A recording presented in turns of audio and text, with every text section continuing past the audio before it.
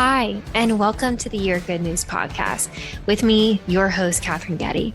It's easy to believe the news around us, that the world is dark and the future is the same. But what if we chose something different? What if we chose to find the good news in each day? This podcast is a collection of interviews with friends, mentors, colleagues on their good news, and some solo episodes on inspiration I find. From business to health to politics and kind of everything in between. It's my hope you leave with a boost and find your good news.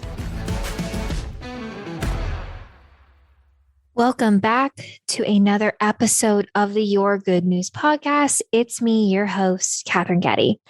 As I start every episode, some good news. And right now, my good news is this podcast. I've said it before, but I have so much joy being able to share stories of some really amazing people doing so much good.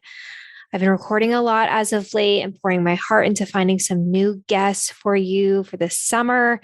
And I'm just really abuzz. This podcast is such a bright spot, and I'm so honored you joined me this week. And I am so grateful for my producers at the Upstarter podcast. They're amazing. So go check out all of their amazing podcasts. But thank you all. This is an amazing, amazing bit of good news for me. So with that in mind, what is your good news today? There's got to be something, one little thing to hold on to. For the meat of the episode, I wanted to take a moment to reflect back on the last few months of setting a goal of running and sharing what good and bad I found along the way. So to set the scene, right before my half marathon, which I ran in early May 2020, I heard this song, Friends by Ella Henderson. The words hit me like a ton of bricks and captured my heart. And one of the lines says, there'll be good times, there will be hard times, and we ain't close to broken yet. There's going to be more about this song and the role it played in my heart and in my run. But I wanted to set the stage of friends have meant so much in this goal setting process. These words made me think of just so many people who helped support me on the dream, this goal of crossing finish lines. And it made me think of the importance of reflection, of thinking how a goal starts, how it struggles, how it can triumph, and go through that process multiple times. And so that's what today's episode is about. Goals, starting, struggling, and triumphs. So first, it's start. Each year, I take time to make a vision board.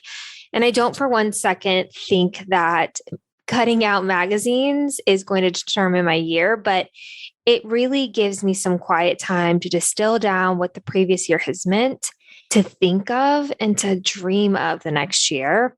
And it helps me feel prepared. It helps me feel a little bit clear for the year ahead. So when I sat down in December of 2021, I thought about what I wanted to see in 2022. I hoped for health and happiness for myself and my family, for safety, for a new space, for clarity, for travel. And then I felt the itch to set a goal.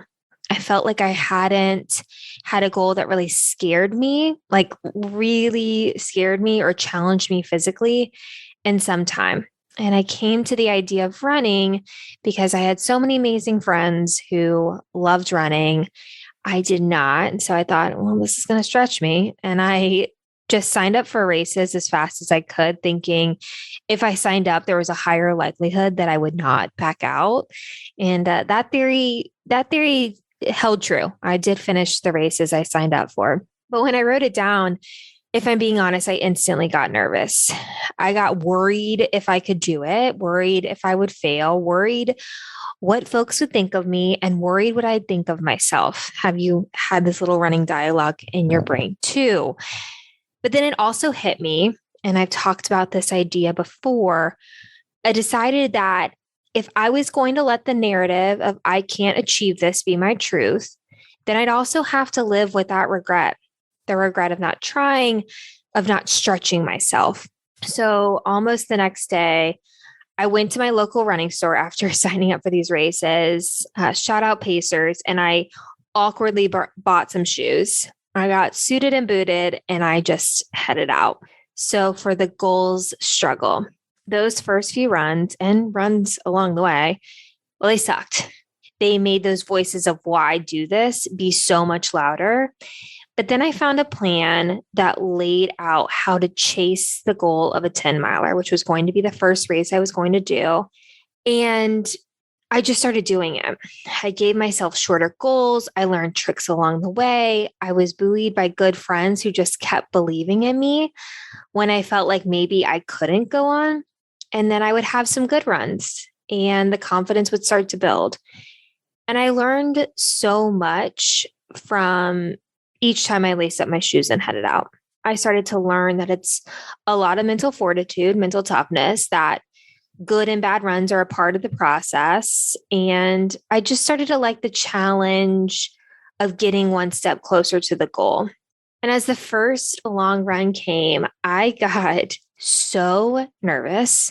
I didn't want to do it. I psyched myself out, but I went, and I am beyond grateful to you, BJ. And thank you, listeners, for letting me do a direct to one person. But BJ, you got me ready. You spoke support over me, and you played as much logic as I needed to get through that first run. And wouldn't you know it, we did it. Well, I did it. The first long run was 8 miles, and I did it on a Saturday afternoon.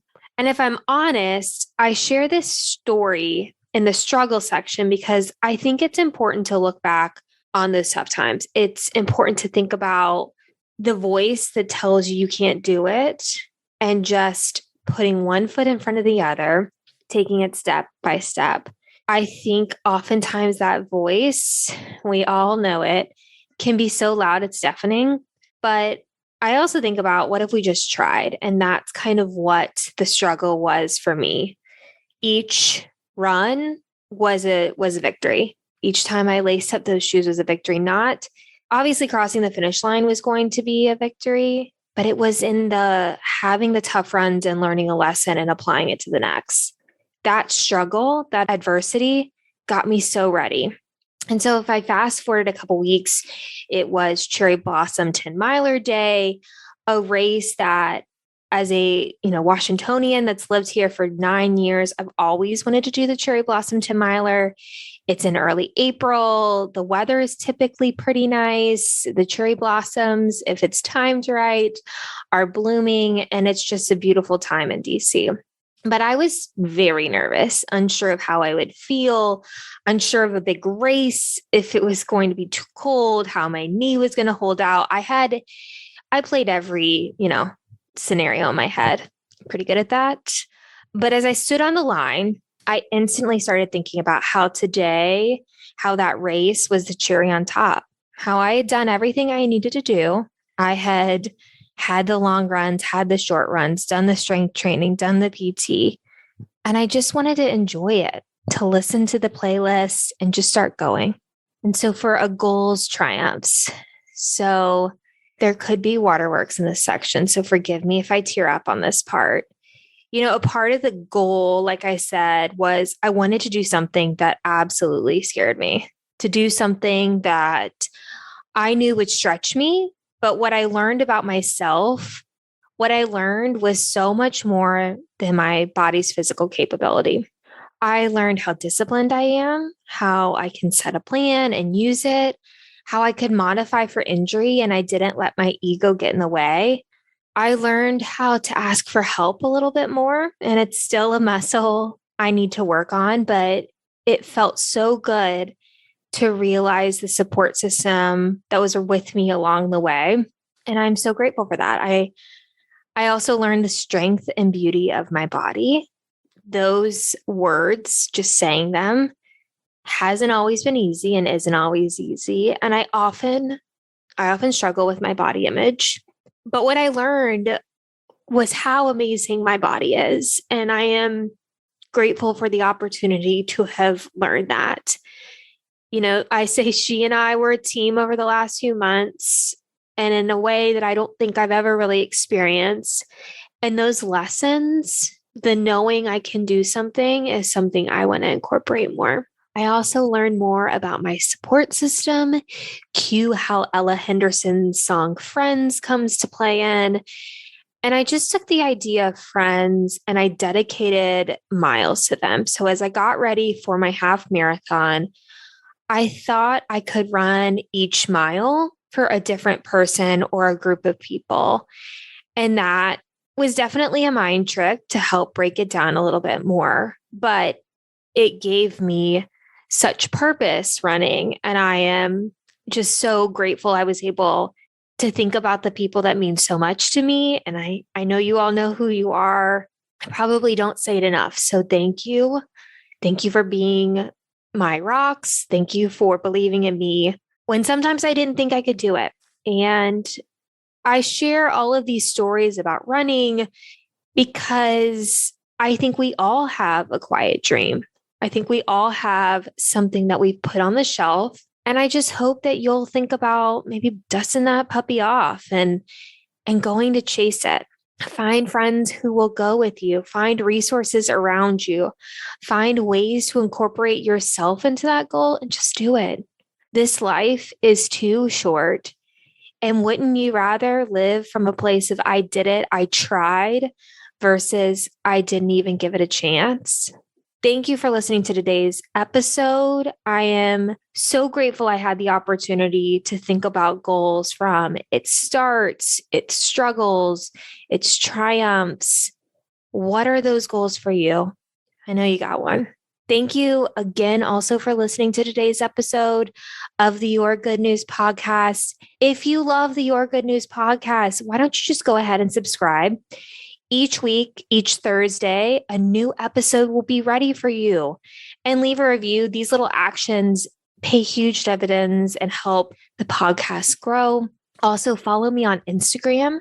My handle is at Katherine Getty. And for more content on this topic, just look there, check it out, Instagram.